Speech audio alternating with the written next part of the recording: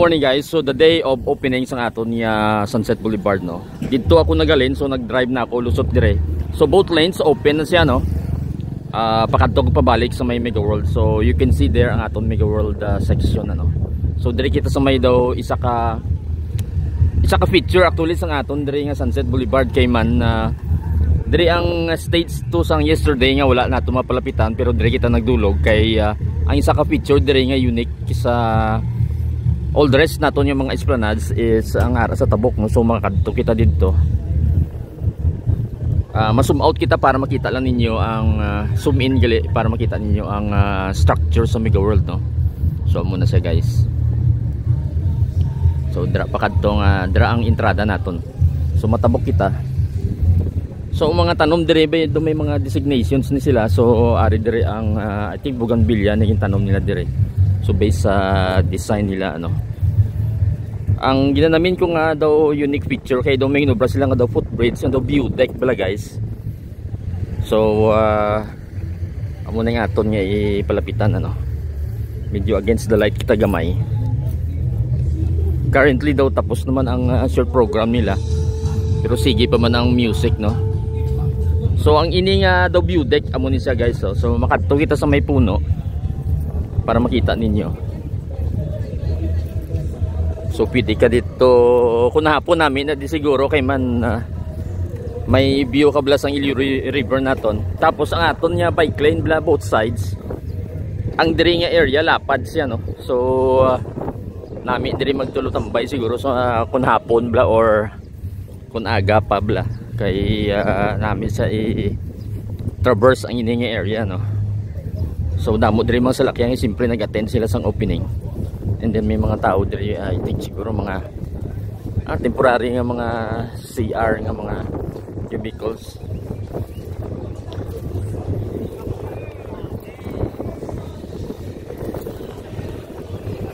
May hilaw to din sa aton yung mga kasi manuwa nga na ari diri wa. So open na makadto kita sa view deck. Sirado pagali, abi ka bre na. So ini ang iyang entrance ano. Malakat lang kita kalayo, kadali. So muna siya. And then ga-curve ni siya dito ang imo nga daw pinaka highest point sa view deck nga ni. So i-zoom lang natin gamay. So muna siya guys. So I think duwa ini siya ka structure. So ini nauna ang structure ano. So amo na siya. So may saka sa nga daw pila na ka-feet siguro mga roughly based from the ground siguro mga at least 20 or 25 feet ano. Then may view ka sa nga ato Ilio River. Kunara ka na sa tunga-tunga.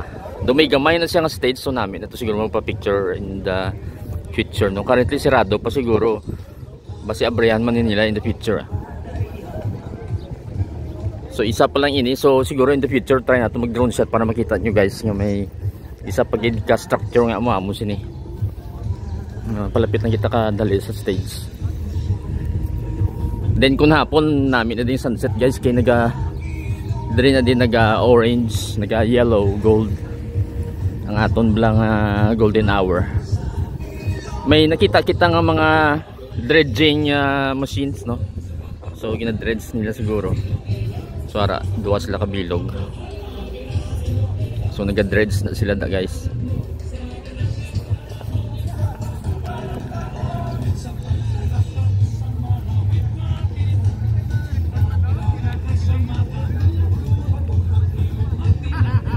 I'm not sure kung ang aton yung mga government officials kunari pa dire, pero mag-try lang kita tanaw dito palapit ano. May mga bikers man dire, so makita ninyo may mga bike.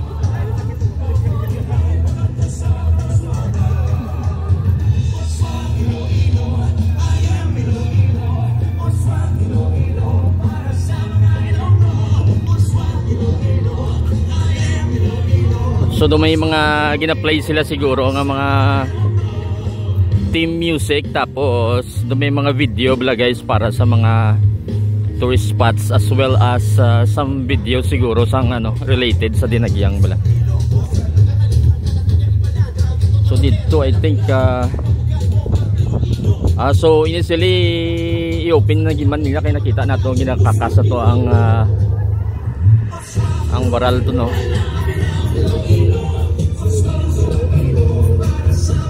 Or basi wala pa man kasugod, wala ta kabalo kay late na kita nagkadto din.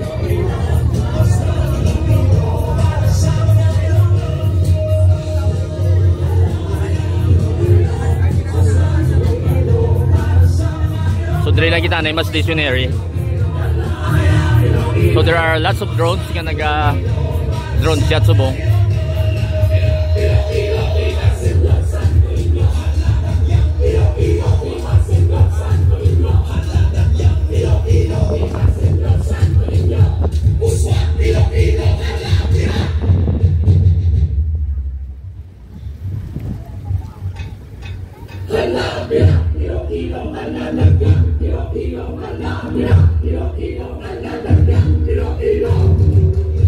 So siguro ang next nga daw view deck ikatuwa naton sa mga picture naton, yung mga videos, ano.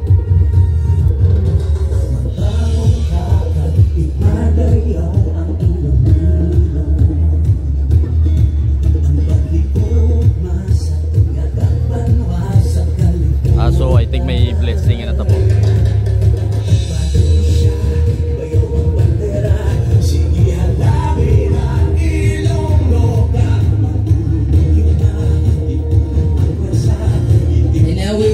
The arrival of our local leaders who have just had a quick run visit around the Iloilo Sunset Boulevard. Let's all give them a round of applause.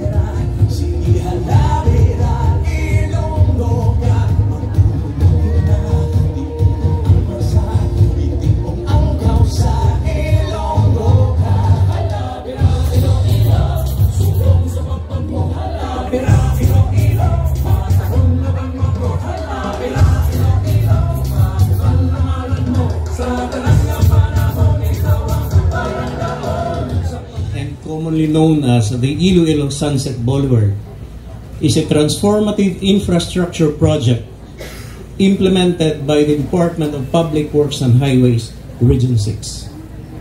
This initiative, envisioned by former Senator Franklin M. Drilon, was designed to enhance connectivity, reduce traffic congestion, and support economic growth in Iloilo City and neighboring municipalities and provinces in Region 6.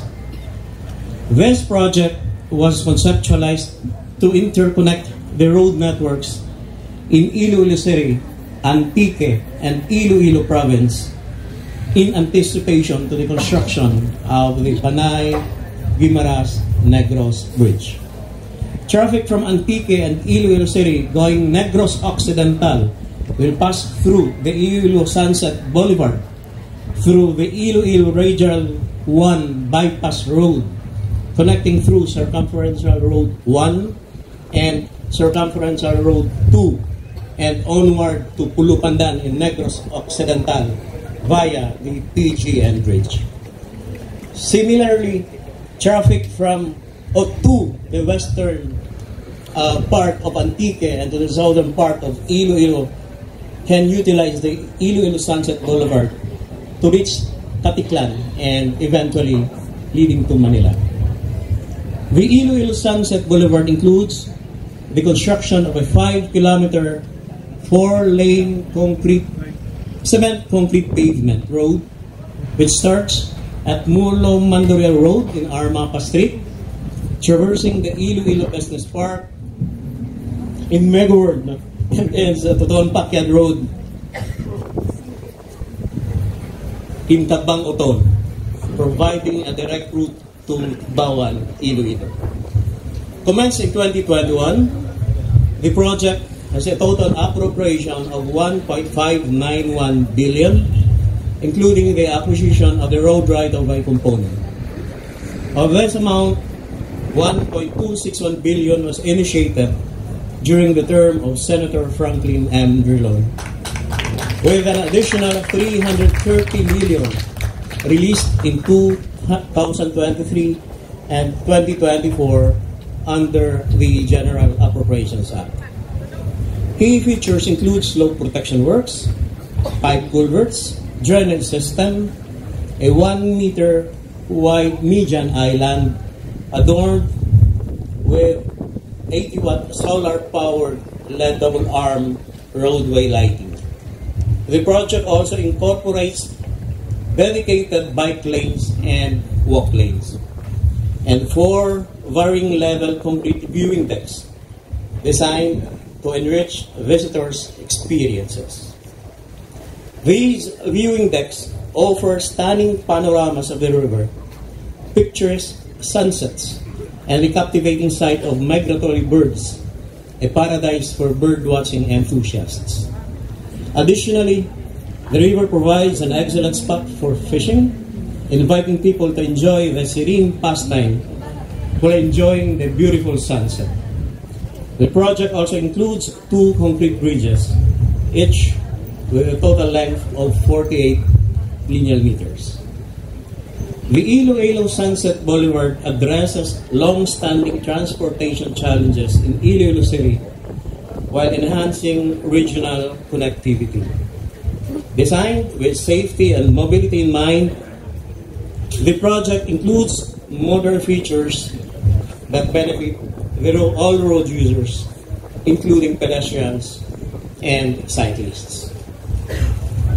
Beyond transportation, the boulevard is set to boost tourism and recreation with its esplanade, scenic viewing decks, and landscape spaces.